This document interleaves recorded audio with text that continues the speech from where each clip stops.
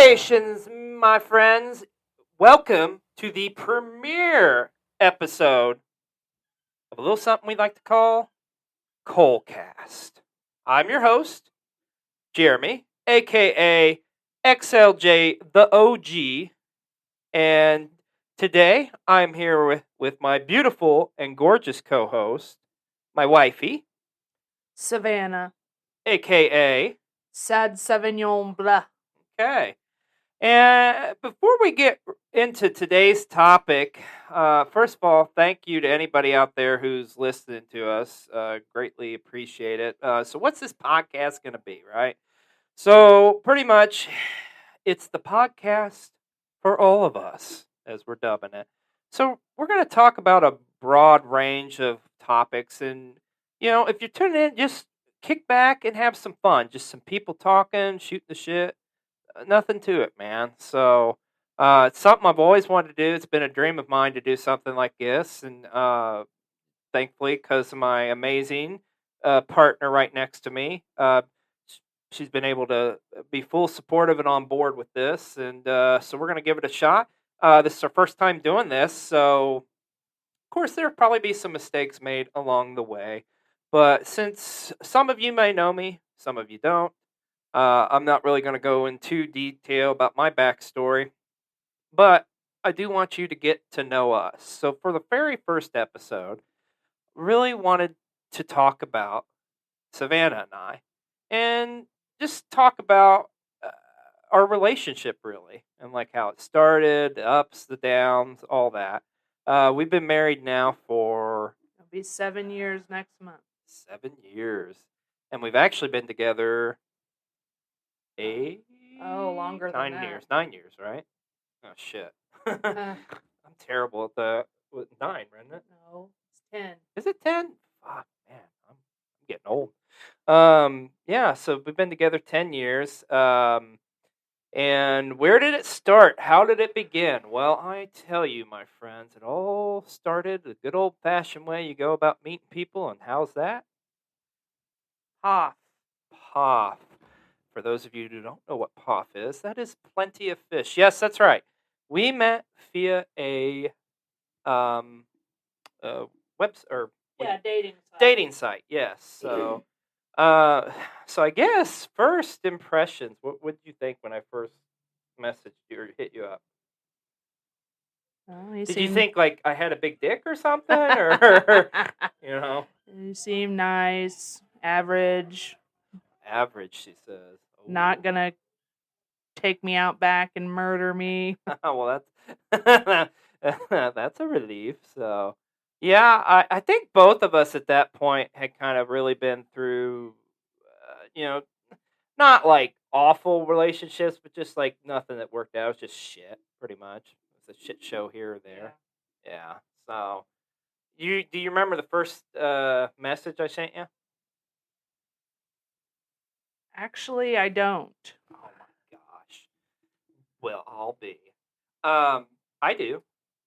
So I remember it was just like kind of the gist of like me trying to lure you in, and you're just me and my oddball sense of unique humor, uh, and I think just asking the basic questions and stuff, and then, but I made sure to end it with, "Can you show me the Carfax?"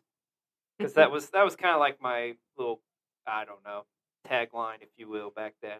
Everybody remember those commercials for "Show me the Carfax"? But yeah, that's what I did. Now, like, so first impressions, just looking is like, okay, he's not gonna kill me. he's okay.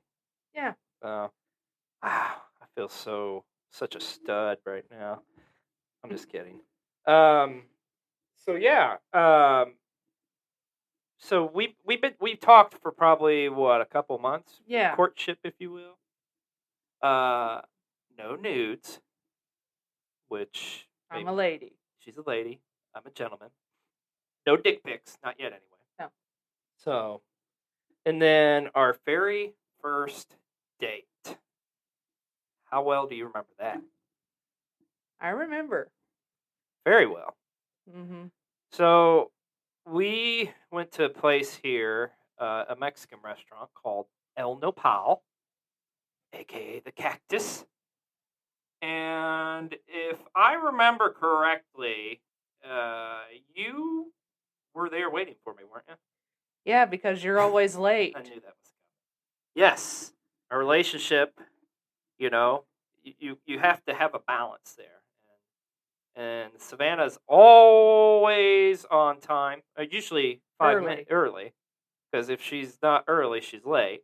Whereas I'm like, well, I'll be there 8:30ish. That you should know if you know me. Like 9. Yes. So I'm just saying. So yes, you were there before me. Funny story, and I don't know if you know this, but about before we went on our first date. That day, I had taken off work at the time, and I had actually been cleaning up my closet. I don't know why. I was just like, because I was a neat freak. I'm a weirdo like that. And truth be told, yes, I was a little nervous. But, so yeah, that's why I was a tad, a smidgen, if you will, bit late to our date. That's my story. Mm-hmm. And I'm sticking to it. Now, so yeah, we get there, kind of shoot the shit, getting to know each other, yada yada. And then at the time we were dating, this is our first date, it was around Halloween time. So we were going to go do a haunted house, which, unbeknownst to me, Savannah hates haunted houses. But not for the reason you think. I'm not scared, like, in a sense that you would think I would be. I just don't like people getting in my face and yelling and carrying on. Yeah. So she doesn't like anybody being up in her business, up in her bubble, if you will. So we get done eating, and we were going to go to the haunted house. And we get there, and there's a line around the fucking corner. And this is how you knew she's the one. Looked at that line, and it was like, you know what? Fuck this. I'm not waiting. The inner Frank in me, which Frank's my father, came out because he's the most impatient man I know. I'm the second, right behind him. Yeah. So we both looked at each other and we're like, nah, fuck this. So then we decided to go grab a beverage. Now, keep in mind, this is in Seymour, Indiana. And for anybody, if you know where Seymour, Indiana is, it's the home of one Johnny Cougar, John Mellencamp. Mm-hmm. But I can tell you this, folks. Now, this was 10 years ago. They didn't have shit for bars. And I still think they don't. Yeah. So pretty much, where was the first one we went to was the Brewskis? Brewskis. Mm-hmm. The Brewskis, kind of the outside layout of it is there is palm trees and it looks all very like Tiki Bob, like inviting, like, oh, this is going to be fun. And you get in and it's just a cesspool of filth and vomit and tobacco. And it was like you just got hit with the smoke instantaneously. Yeah, instant lung cancer. Absolutely. So, obviously, at this point, it's like, nah, fuck this noise. We ain't going to do that. So then we went over to a little place called Bubba's, which is a very small, literal hole in the wall. We get in there, and it's like, I don't know, what the maximum capacity is, maybe, 30 people, if that? It's tiny. It's a tiny place. And I'm pretty sure all they had was, like, bottled beer.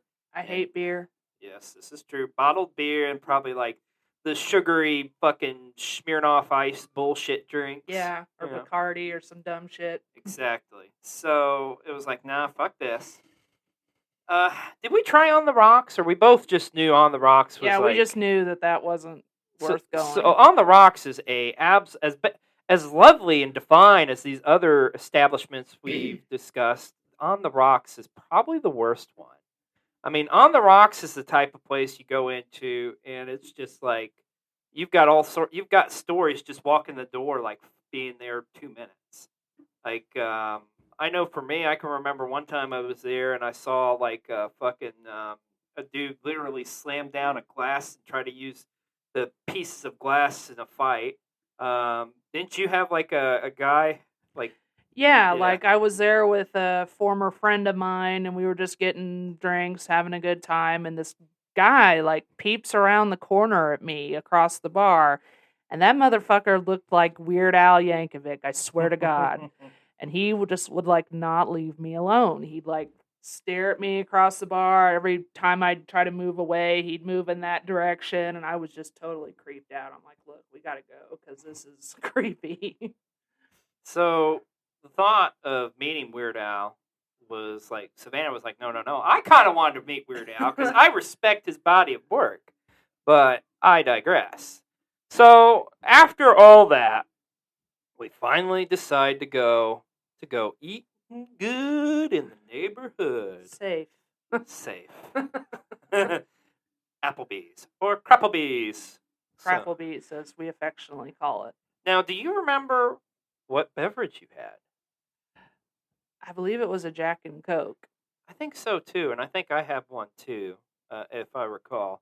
And then we're just there, like talking the shit or shooting shit and stuff, and like, um, what was that? Foster for Kids. Foster the People. Yes, that song was like really popular, and I just was kind of humming it in my head, and that's when she dropped some real knowledge on me. It's a song about school shooting. Had no idea. I was like, no, it can't be. It's like, for real, bro. Listen to the lyrics. And it's like, so I learned that, and then we got onto a topic and discussion of Nutella, which she had never had at the time. And Nutella, for all of you that know, is heavenly. And if you disagree, then go fuck yourself. You're a dumbass. Because Nutella, it will easily bring a man to his knees and make him come. I hope we get some sponsorship out of this. Nutella should That be would be hit. nice. Yes, Nutella should be hitting me up talking about how it makes people come. Come. So, we then proceed to go to Walmart because this is Southern Indiana. What the fuck else are you going to do? Walk around Walmart. So we're going to Walmart, grab a jar of Nutella. Now, I know what you're thinking out there, and I'm not that much of a fucking savage. Yes, I did buy plasticware. So we got plasticware and Nutella and go in the car. And we're eating Nutella. And at this point, I'm thinking, like, okay, like this is going pretty good. It seems to be working out. And I thought that was going to be the end of the day. Oh, how I was wrong. Because she wanted the day. Oh, Jesus.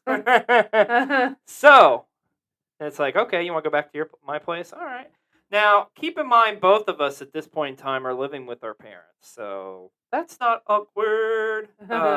So, we get back to my house. And what's the very first movie we ever watched? Revenge of the Nerds. Revenge of the Nerds. That's how you know it's meant to be. It's meant to be. It's meant to be. Baby, you was meant to be. So yeah, we watched Revenge of the Nerds, cuddled up. It was nice and cute stuff. At this point, it's probably 3:30, 4 in the morning, I think, or something like that. Yeah. Yeah, and then it's just like, okay, we're all right. Where's this going? I think I know where it's going. So then we're going through, and the next movie we watched. This is a great story, guys. The next movie we watched was a little gem called Spy Hard. It had Weird Al in it. And it had Weird Al in it, yeah. And a brief cameo. So there's probably the majority of you out there is like, what the fuck is Spy Hard? Well, Spy Hard was like a parody of spy movies back in the day, and starring Leslie Nielsen. Oh, love Leslie Nielsen. Love Leslie Nielsen. R.I.P. Yeah, we both have like a huge respect for Leslie Nielsen, and that's a story for another time. But so we pop on Spy Hard, right? And then, it comes on with the song, Spy Hard, we're going Spy Hard.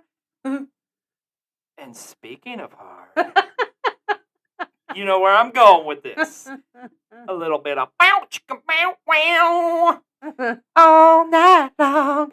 All night. All night, because I was a younger man then. All night long. All night. So yes, we had relations. Now, I know what you're thinking here. It's like the first date, but no, we have been talking to each other, so Yeah. it was okay. He came to my nursing school graduation. Yes, I did. Of course, that was a couple months after this. But anyways, Yeah. we have been talking. So no, I'm not a slut. Okay, I know what you're thinking, but no, I have standards. So then, and I was I was nice enough of a gentleman to let her buy breakfast. I'd taken care of everything else. Trust me, I'd taken care of everything else. Oh, Jesus. Sorry. So, yeah, and that was our first date, and she's been hooked on the D ever since. Yeah. So yeah, that was our first date. It was a fun, eventful, and some of you, there's maybe some people, fuck, our parents listen to this and are like, oh God. My dad will be like, "Oh, I knew it, goddammit! I knew you were fucking in there. I could hear you." Because my father slept in the room next to us, which was awkward. But anyways, so yeah, that was our first date. And then from there, it was just kind of like a courtship there after we hung out. We'd watch like some, I was big on, I still am big on football. She'd come over and watch football Sundays and, um, we just did this and that. And like you said, I went to your first graduation. I remember too, because that was every time you was always coming over to my house because it was easier because I'm an only child, whereas Savannah has 3 siblings. Mm-hmm. Now, granted, her brother would moved out at that point, but your sisters were still living at home. Yeah. So, anyways, I remember going to her graduation from nursing school. It was the very first time I was meeting her parents. And it was like literally at 6 in the morning, I think, because it was real early. It was still dark out, I remember. Yeah. And she gave me directions. And keep in mind, this is really before like although smartphones were around, but I'll be the first one to say I was very late to the game with that. Yeah. I still have my old reliable flip phone. Suck it, bitches. But anyways, yes, I remember like trying to find the house. Like you were giving me directions, I couldn't find it, and I ended up in like a trailer court or some shit. Yeah. Because she lives in Brownstown, which is not too far from Seymour. But anyways, get there. I meet her dad, and her dad's getting ready to go to work at TNT. And I remember, the big thing is you got a good first impression, right? So I remember going up to him, just giving him a nice, firm, meaty handshake. Be like, "Hello, Dick." Because his name's Richard. I didn't really say hello, Dick. I was just like, So Dick is my grandpa. Yeah. That's I should have said, "Hi, Dick. I gave your daughter some good dick." Oh, you would have been killed on the spot. Yeah. Yeah. So, anyways, so first time met your parents, and then that kind of went from there, and then first family get together. Because, like I say, I'm an only child. It's just me and my mom and dad pretty much now. Like, my cousins were more like my siblings, but as you get older, you kind of grow apart. I mean, I still see them every now and then, but it's not like it was when I was younger anyway. So, however, Savannah's got 3 siblings and a cousin, and like everybody's pretty close knit because her mom actually has a twin. So, yeah, so they're all pretty tight, pretty tight ship, if you will. So I remember our first Thanksgiving together, and what happened, Puff? Why don't you tell us what happened on our first Thanksgiving together? We lovingly refer to this first holiday together as Pukesgiving. Pukesgiving, huh? Why is that? Because after consuming the holiday meal, my sisters, my cousin, myself instantaneously started vomiting everywhere. Yeah, and my big thing was, so like my plan was we do that, hang out, and then the next morning I was gonna get up early, early, and I was gonna go out with the nut jobs on Black Friday and buy her presents and stuff like that, for Christmas. So, but she comes back to my place. Well, first of all, we're driving back, and I'm driving her Shitbox. That's right, her old Ford Explorer, the shitbox, as we affectionately refer it to. And literally, like, she is just like, okay, we got to pull over, and just instantaneous vomit. Which, like she says, our relationship was defined by vomit. And Yeah, trust me, folks, I got plenty more vomit stories for you. We could do a whole fucking podcast on vomit. But anyways, so yeah, she's pretty much got like she's like hanging out, but like, bleh, bleh. And then guy drives by like, "Are you okay?" It's like, yeah, she's just puking. So anyways, she comes back to my house and she's sleeping, and like it's just like, okay. So I get her home around 5, and so then I go out and do my Black Friday thing and get a lot of presents because guys, a lot of people, if you don't know me, when's my birthday? Christmas Day. That's right, the same day as our Lord and Savior. So I kind of, I don't know, Christmas has always been Christmas to me. But I mean, yes, it's my birthday too. But being as an only child, it's like I kind of know, like, and it being Christmas, you got a shitload of presents. So when Christmas morning came for Puff Puff and I, she was bombarded with all these prezzies and like not knowing, like, what the fuck, man, Not that she was complaining, of course. Yeah. But anyways, so I go out and do the Black Friday stuff, and I get home and I finally sleep because I'm a younger man and I can get by with doing this. I can't do that shit now. So I get home, sleep, and I wake up, and then the pukesgiving hits me. And it's the very first time, I'm happy to say, my wife was the very first time in my adult life that I both puked and shit my pants.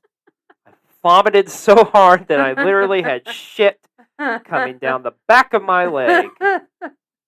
And it was because of you I shit my pants in my bathroom. At least you were home. This is true. It could have been a lot worse. Yeah. It could have been a hell of a lot worse, but yeah, that happened. And so then we kind of go through, and this is like our first Christmas.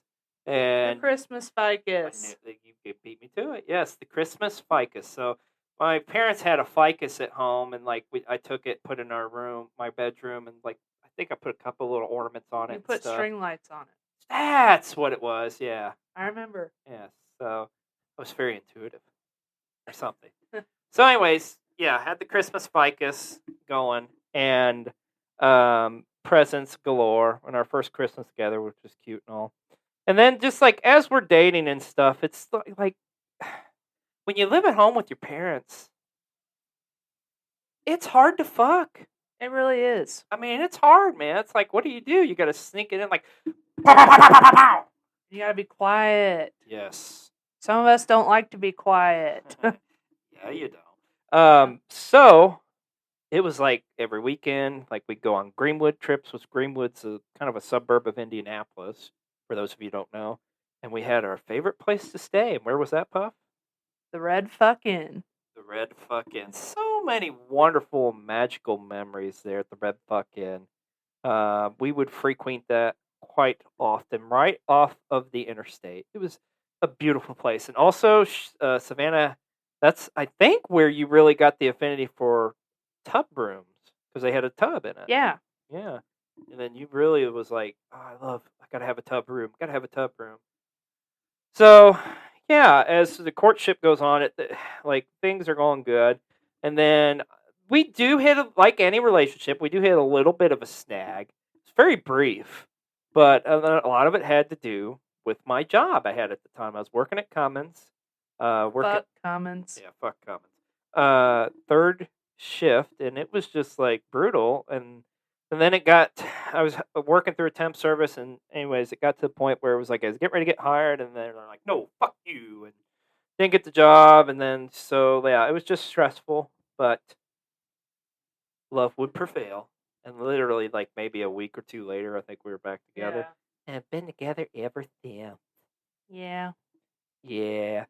So, at this point, it's time, like, you can only fuck at the Red Roof Inn so many times. So it's time, we're old enough. How old were you? Like, maybe 24? You were a baby. And I was 27, yeah. And it was like, okay, it's now or never. So we got our very first apartment together. We moved up to Greenwood because that's where we love to hang out.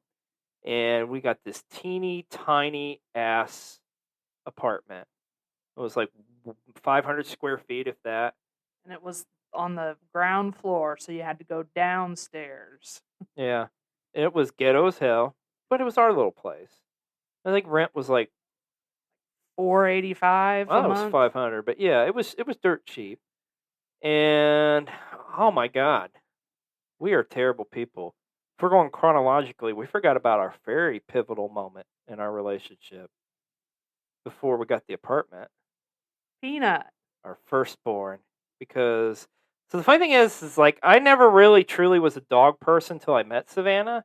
I mean, I liked them and stuff, but I wasn't like obsessed with them like I am now. And so she got little Peanut, our little Our beautiful firstborn son. Boston Terrier. Full-blooded. He's very smart. Yes, he is. And he was a very good boy, still is to this day. And so much so that we decided to get 3 others. And we fucked up. No. Like all of them are great. And you're going to hear plenty of stories about them all throughout Colecast and on our YouTube channel, which is launching soon. If not already launched by the time you hear this podcast. But yeah, Peanut was our firstborn. Peanut, we went on many adventures with. I can remember taking him to the Red Fuck Inn with us and Getting Boston Market. getting for our Boston Market Terrier. chicken for a Boston Terrier, and literally like there was the bed, and then the desk was right next to it, and he would go back and forth between Savannah and I. Daddy, mommy, daddy, mommy. And yes, we're the crazy people, as you know, and you will see, that do voices for their dogs. Because they do have dialogue. You do get to know our... They have so much personality. Yes, a lot of personality. So, anyways, yeah, so we got Peanut. We moved into the apartment, and it's like, let's get Peanut a playmate. That's where we fucked up. That is where we got our problem child, Chubby. Chubby. Now, Chubby is a Beagle Bulldog mix. So imagine. He's got this massive beagle head and the body of a bulldog. And he is all Beagle, which Beagles are stubborn as hell. They're dicks. They're dicks. But they're so cute. They're cute dicks.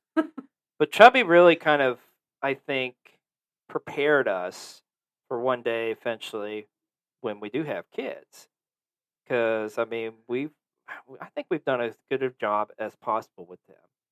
But, man, he will wear you the fuck out. He is a stubborn-ass son of a bitch. He's this, but, yeah, we love Chubby, even though he's a piece of shit. We love him. He's our boy. So, anyways, we get our first apartment. And I finish up school. Savannah's a nurse.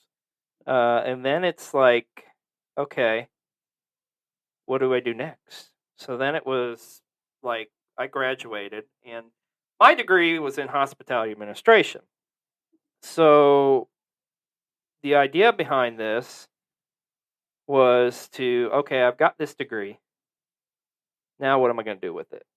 So okay, I'm gonna get into like the hospitality field, and it's booming up in Indianapolis. But Savannah was like, you know what? I think I'd rather live close to home because it was a pretty good haul for us to go home.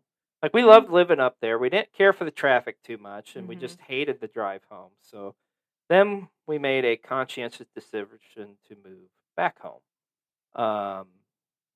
And we'll get a little bit more to that. But at the time we went back home, we were engaged.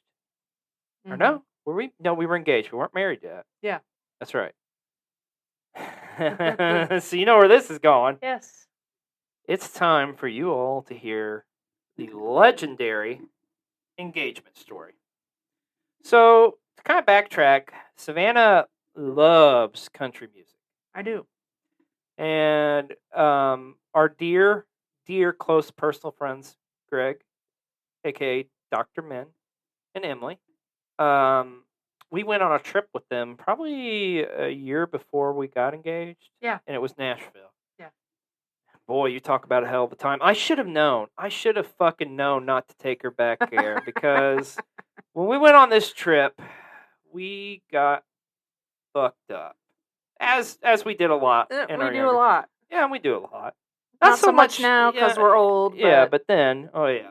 So, anyways, we go on a carriage ride. Okay? And Savannah she's pretty fucked up. I'm feeling relatively well. Greg's pretty gone. So's Emily. And the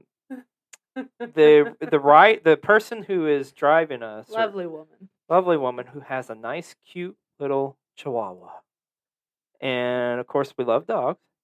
And I think for some reason we had ice cream, right? Yeah. What did you do with your ice cream? I fed it to the dog. She fed it to the dog. But it was okay because the girl said it was okay. But she's literally feeding this little tiny 5-pound Chihuahua ice cream. Drunk as shit. And then we're driving by or something, and some big, tall motherfucker, like 6'10" or something, walks by. And my future wife, We're on the carriage. My future wife just yells out, "Hey! Excuse me, sir. You are really tall." No fucking shit. It's like, really? So that happened. And then as the night goes on, and you didn't know this, and you still may not know this at the time, but we were all chilling in the room, and I was getting a text from Greg, and my man was needing a handy. Oh.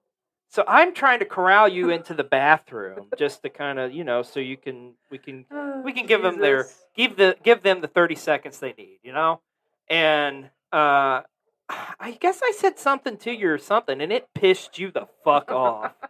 Like, I think you thought, like, I was saying you need to take a shower because you stank or something like that. Yeah. And then the next thing I know, she gets pissed off, and she grabs a bottle of, back in the day... Crystal Palace. Yes, Crystal Palace gin, the cheapest gin you can get. And she just slams that shit down. I don't drink the whole fucking thing. You drank a good portion of it. Yeah, but I didn't do the whole thing. And at this point, she's fucked beyond belief. And it's like, fuck, we're gonna have to get her to the hospital. She's fucked.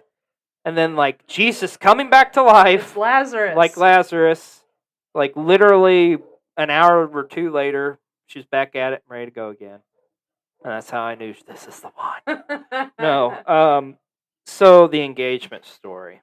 Oh, shit, the engagement story. So, if you thought that was the end of it. Oh, no. That's just a prelude of things to come. Come. So, okay. So, I planned it all out. I'm going to take her to Nashville. Matter of fact, I think it was like our anniversary of us dating. Yes. If I remember correctly. October 13th. Ah, she's got the date remembered. October the 13th. So, I take her down to Nashville. Which at the time, did you know we were going to Nashville? Or did I tell you in advance? You told me. I did tell you in advance. Okay. So, Friday night, I'm going to propose. And we go to this nice little botanical garden, which was... The Cheekwood. And they have dinner at the Pineapple Room. Yes. And I fuck up and make the mistake of ordering the biggest fucking steak they have on the menu. Because I'm fat. That's just like, you know what? I want this. So, let me tell you something. Don't eat the damn porterhouse steak before you're going to propose, fellas. Not a good idea. So, I get this steak. And then we're going into the botanical gardens, and the whole thing is they have a illuminated light show going on. It's really cool and stuff, And so I accidentally, because I'm nervous, right? Not nervous about the response, but just I want to make this moment as perfect as possible. And we get there, and we go backwards of the exhibit. And it was like, my thought process was, okay, the good shit's going to be towards the end. It's the exact opposite. The good shit was in the beginning. So, we're going through it, and I think she kind of knows, I don't think she knows what's coming, but she knows I'm acting kind of weird because I'm trying to rush her through shit. Because I'm trying to find the perfect spot, because in my mind, I'm just like, fuck, I just want to get this over with. I want to make it magical, but I want to get the fuck over with. So, we go down by like a little pond, and it's all illuminated and stuff. And that's when I did it. Popped the question. Of course, she's like, "Oh my god, yes! I'm have your penis inside me the rest of my life, yeah." So yeah, and that went good. And of course, as we're walking around, I find better spots in the ongoing give me the ring back. Give me the ring back. I'm gonna do it here. So the first night was magical, wonderful, like straight out of a Disney movie. The second and third days turn into a fucking Tobe Hooper horror film. Okay? But in a good way. So we get up the next morning, we go have breakfast. And by the way, let's talk about the ring. Yeah. I did a pretty damn good job on the did. ring. You still get compliments to this day because it is a nice baller-ass ring. Yeah. So we get up the next morning. We go to a little place called Noshville and have breakfast. And she comes out of the bathroom. She's like, "Oh, no. One of the stones came out of my ring." But it's okay because I got insurance. Because, fellas, if you're getting a ring, make damn sure you get insurance just in case some shit like this happens. If you don't, you're a dumbass. Mm-hmm. So it's okay. I got insurance. It's all good. All right. So we can leave there. And we are going to Country Music Hall of Fame. All right. Getting ready to turn in. And some dumb bitch just runs a red light, and we get into a car accident. Now, here's what you don't know, folks. I've got to take a mean shit at this point. And then we got to wait. This is the first, well, not the first. I was in a car wreck when I was a teenager, but this is the first one I've had in a long time. And so waiting the cops to get there. It's Nashville to get information, yada, yada, and find out. And plus, two, I have my window down as well, and that's going to be part of the story later. So, yeah, we're waiting there, and the whole time I've got, like, a turtle head poking out, man. It's just like I'm clenching my ass cheeks as tight as I can. And it's like we go through the whole rigmarole with insurance, yada, yada. And then finally, at this point, I run to the nearest hotel and take a glorious dump. So then we're like going about our business and stuff, and we go to we did the Hall of Fame. No, we did the Johnny Cash Hall of Fame, right? Johnny Cash Museum. Yeah, we did the Johnny Cash Museum, a couple other things. We grabbed some beverage to take back to the room, and we found this lovely, delightful mash liqueur. Strawberry mash. And so it's like, what was it, 90-10 or something like that, I think. It was very strong. Yeah, it was strong. It's very misleading for what it tasted and how strong. Tastes like Skittles. It did. So I'm kidding you. I'm not kidding you. I had probably maybe a Dixie cup. A Dixie cup glass worth, if that. And guess who drank the rest of it in one setting? It was me. Oh my God. And then it ensues. So we go into downtown Nashville, take a taxi down there, and the whole time she's yelling at people, and she's like, "Woo! I'm getting engaged! Fucking married! Woo!" She's going on and on. I get her ass into BB King's, right? And we're waiting there, and she just passes the fuck out. Like, head down. On the table. On the table. She's done. And like the waitress comes over and it's just like, "Yeah, you want anything?" It's like, "Yeah, we'll give us a minute." About 10 minutes go by, she's like maybe legally dead, I don't know. And then she just, all I know is a sea of vomit comes right towards me.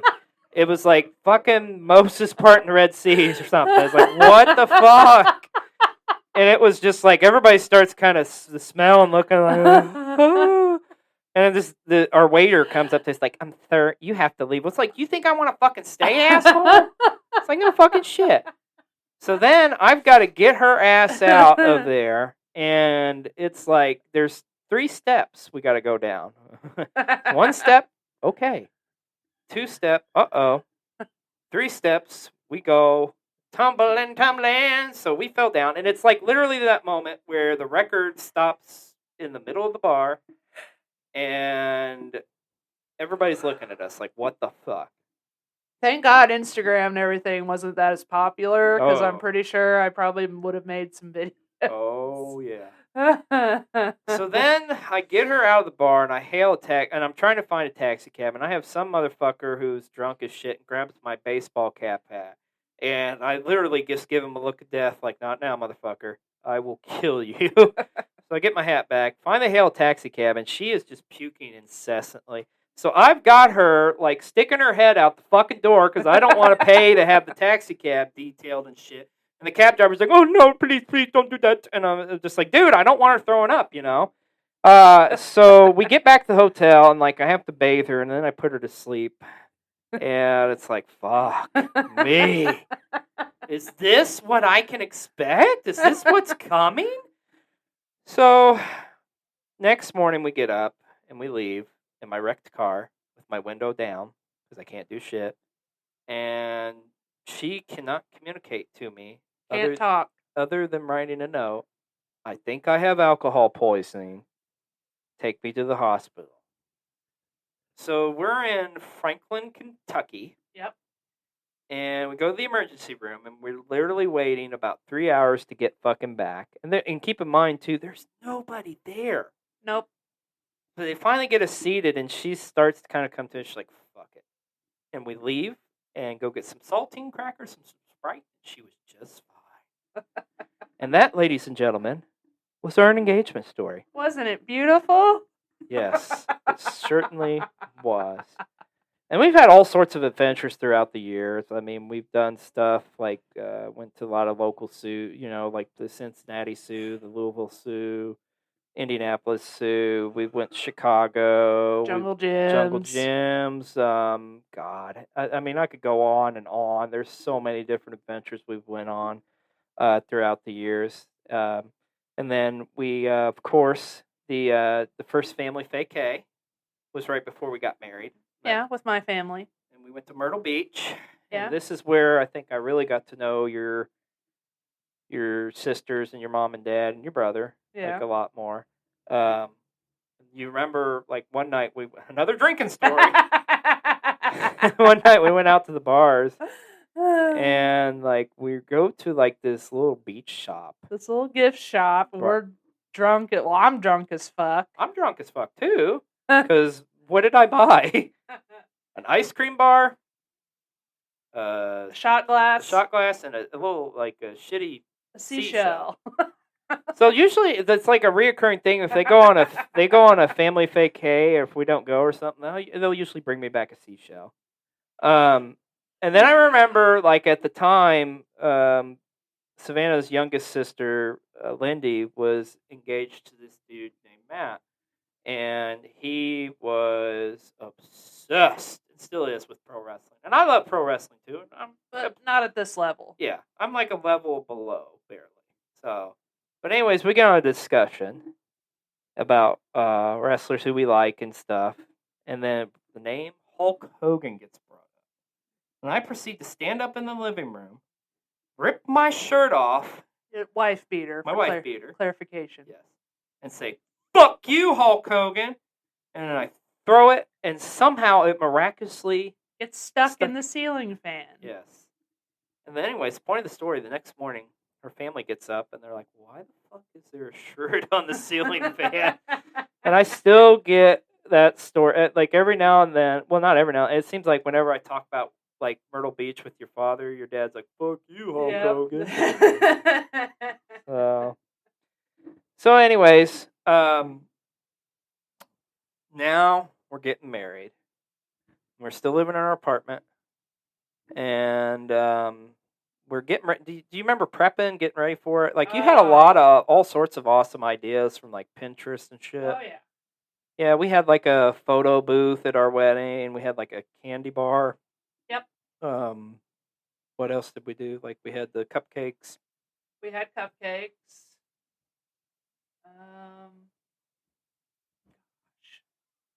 We did all sorts of shit. I made, like, all our centerpieces and stuff. Yes, yeah.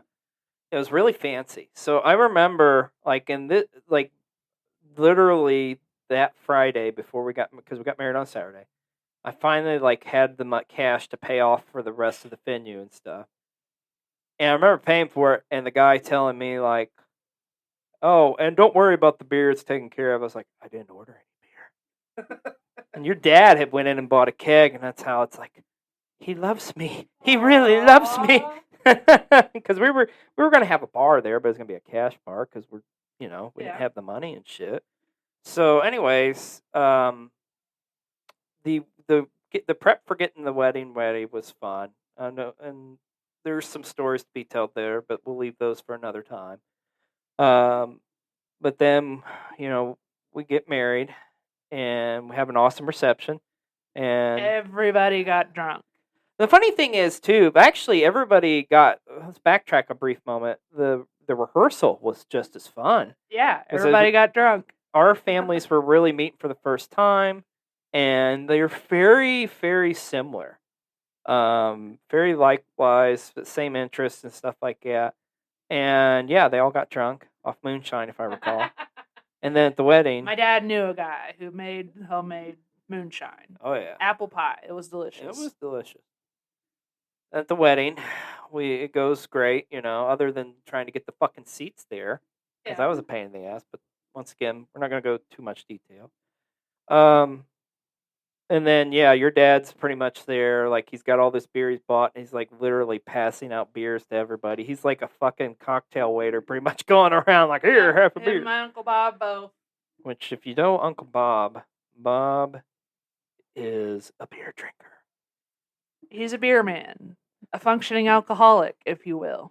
Very much so. So for our honeymoon, we could leave the next day, and we go to Mexico. Remember our wedding, our Theme song. What was it, Puff? Kenny Chesney, sit right here and have another beer in Mexico. That's right. Yeah. And you remember when... Oh, no, that was played at a reception. That's one thing we did forget to lead out. So our DJ, God love him, he did we got what we paid for, but we gave him a whole list of fucking songs. How many songs off that list did he play? Like maybe 5. Yes. Anyways, so yeah, we get to Mexico, and we had a pretty good time. The resort was was nice. It rained some days, but what can you do? The beach there kind of sucked. Yeah, the beach sucked.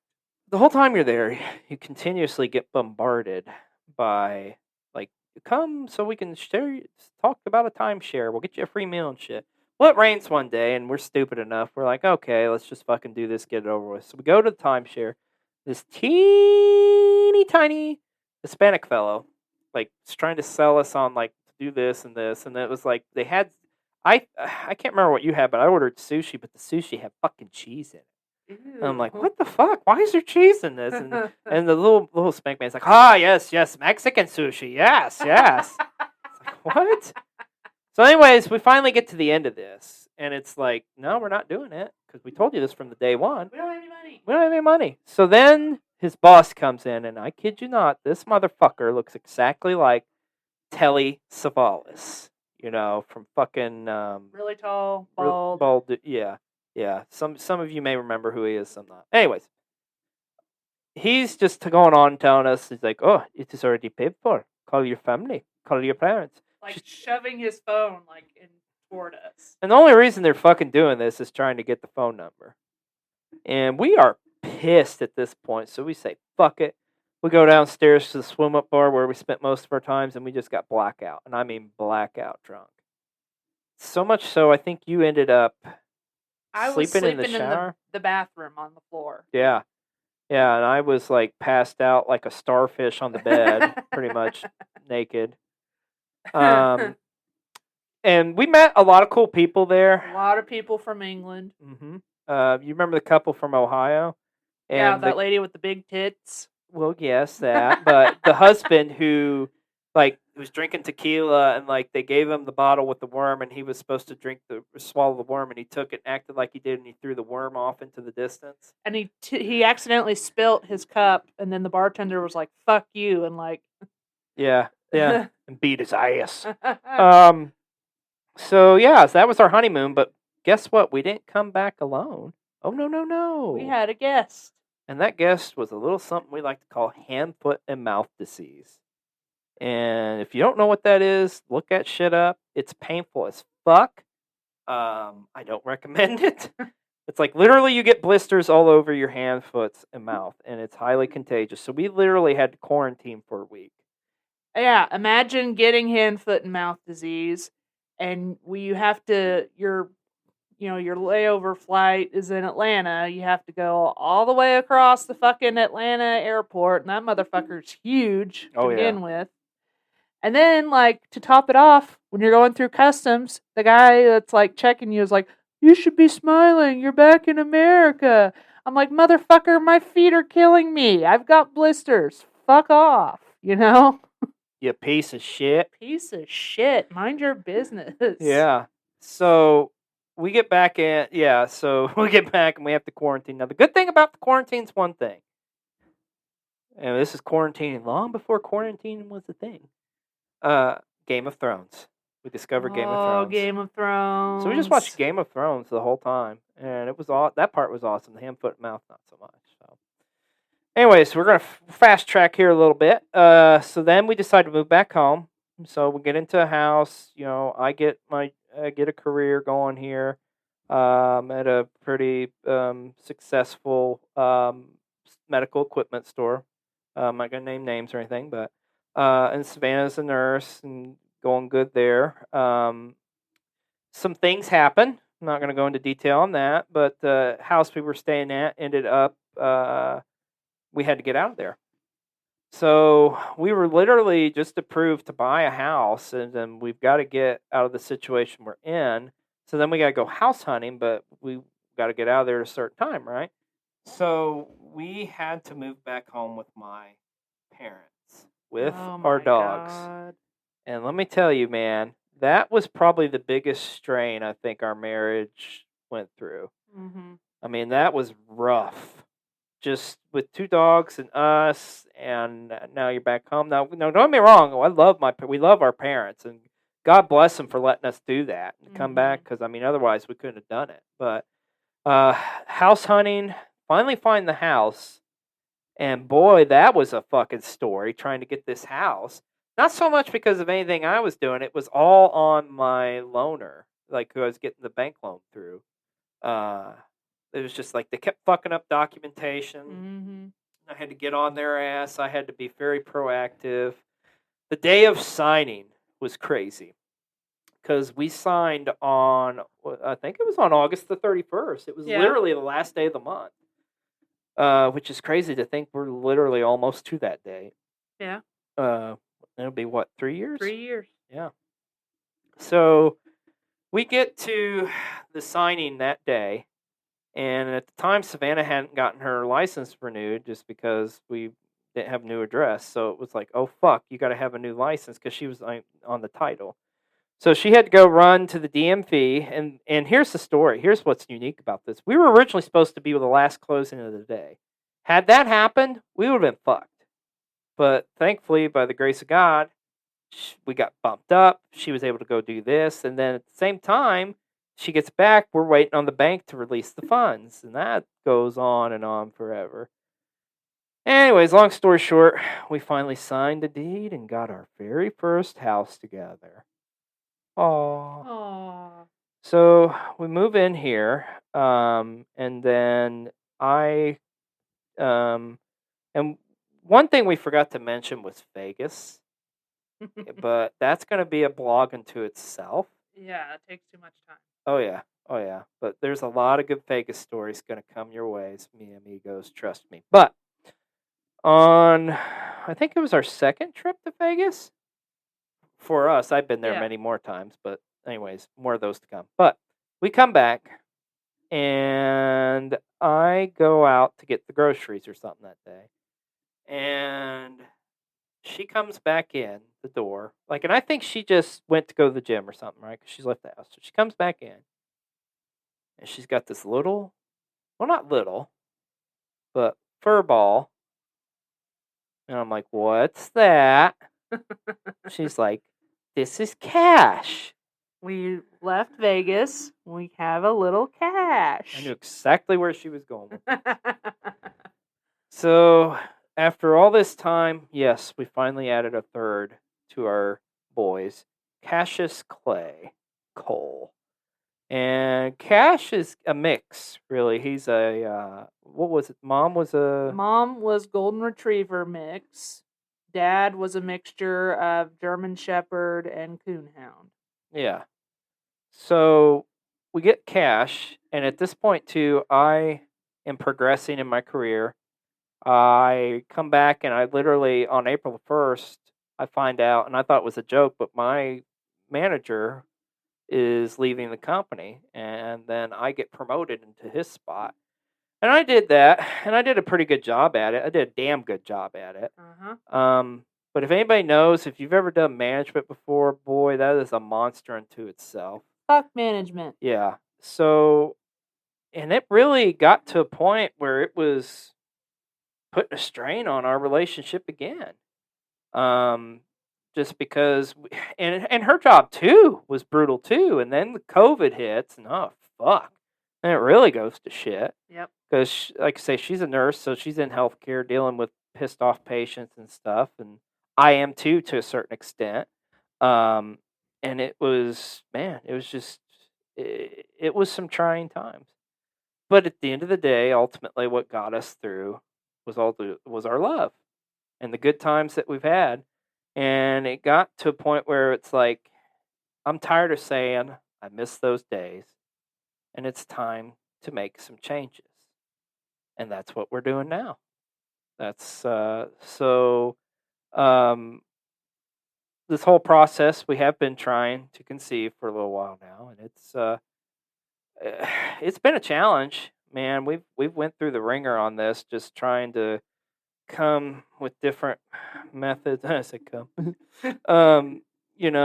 Going through and get tested and like trying to like this specialist, that specialist. More so for you, not me. Yeah. Yes, it's me, guys. It's me. But a lot of that had to do with because I was literally dead inside. Every day I would come home from work, I was dead inside. But guess what? That Jeremy's long gone. It's over. And new Jeremy is back. I'm back, baby. Like George Costanza. So now we're going on this new venture. Savannah, we were literally a day before bariatric weight loss surgery. Vertical sleeve gastrectomy, done by the one and only Dr. David Lee. Dr. Lee! Make me pretty, Dr. Lee. Make me pretty, Dr. Lee. So, and now we are launching this podcast. So, we got a lot of exciting things lined up. So, Colecast, what it's going to be is literally just talking about everyday life, man. We're going to talk about a lot of my stuff that I'm interested in, truth be told, which a lot of it's going to have to do with pop culture, especially from the 80s and 90s. We're going to be talking about everything nerd culture related, because I'm a big nerd, like comic books and video games and all sorts of stuff in that realm. I'm a big fan of professional wrestling, so you're going to hear a lot of pro wrestling talks coming. We've got some really cool stuff lined up in September. I'm so excited because at this time frame you're hearing this, if you're a wrestling fan, you know literally probably the biggest pay-per-view that's happened in the past 10 years. That's right, Punk's back. And I will be in Chicago Labor Day weekend for All Out, and I cannot wait for that. So you're going to see some, and we also have a YouTube channel I mentioned before, Cole TV. So look for us there. We also look for us on. We got some fun TikToks going. So look for us, XLJ the OG on TikTok, also Instagram, XLJ the OG on there, and yeah. So this has been fun. We hope you've enjoyed us. Like I said, we could go into greater detail about our story and stuff, but we just wanted to do this just kind of so you could get to know us, get to kind of get a little bit of some of our humor. And this I would say is pretty tamed for what we're gonna do and what we're gonna say in the future. But honestly, guys, this has been a dream of mine, but it would not be possible if it was for the lady right next to me. Aww. I love you to the moon and the back, young lady. I love you too. All right. So, on that note, we are going to bid you adieu. We want to thank you for listening to the very first edition Yes, thank you. of Polecast. I'm Jeremy, aka XLJTHEOG, And I'm Savannah, aka Sadsavignonbleh. and we'll see you next time on Polecast.